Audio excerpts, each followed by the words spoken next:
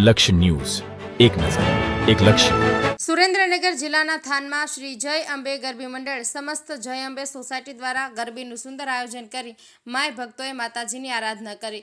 બહેન દીકરીઓને પાર્ટી પ્લોટમાં ગરબે રમવા જવું ન પડે તે માટે આગેવાનો દ્વારા 51 વર્ષથી ગરબીનું આયોજન કરાય છે. ગરબે ઘૂમતી નાની બાળાઓને લાહણી વિતરણ કરી દીકરીઓને પ્રોત્સાહિત કરવામાં આવે છે.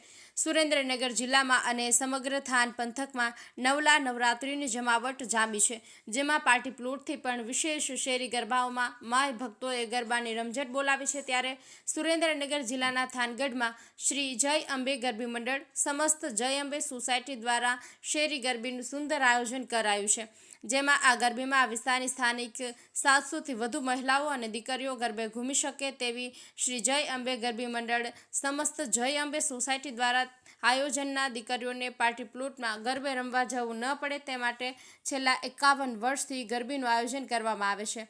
આ ગરબીમાં આયોજકો દ્વારા ગરબે રમતી દીકરીઓને લાહણી 700 આપી અને પ્રોત્સાહિત કરવામાં આવે છે. 9 દિવસ નવદુર્ગા માતાજીના નવલા નોરતાની હરખે અને ઉલ્લાસભેર ઉજવણી સાથે માતાજીની પૂજા અર્ચના અને આરાધના કરી માય ભક્તોને નવરાત્રિ મહોત્સવ મનાવવામાં આવે છે. જયેશભાઈ મોરી, થાનગઢ.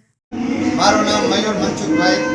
જય અંબે સોસાયટીમાં અમે રહેવી છીએ અને અમારે અહીંયા 51 વર્ષથી ગરબી થાય છે અને 51 વર્ષથી ગરબી થાય છે. અમે જય અંબે સોસાયટીના સમાજ નાગરિક થઈને બધાએ આ ગરબી કરી છે, જાણે કે કોઈ છોકરીઓને બહાર રમવા ન જવું પડે અને અમે સાચો છોકરીઓને અમે લાણી પણ કરી છે અને પાર્ટી પ્લોટમાં કે છોકરીઓને જવું ન પડે અમે એવું આયોજન સમસ્ત જય અંબે સોસાયટી થઈને અમે બધાએ ગરબી મંડળના અમે 51 જણા સભ્ય છીએ અને અમારે આ ગરબી થાય એનું 51 વર્ષ થયા છે અને અમે આવું આયોજન કરી છે. એટલે છોકરીઓને ક્યાંય રમવા બહાર જવું પડતું નથી અને બહાર ગામની છોકરીઓ પણ અહીંયા આગળ રમવા આવે છે અમારા જય અંબે સોસાયટીમાં.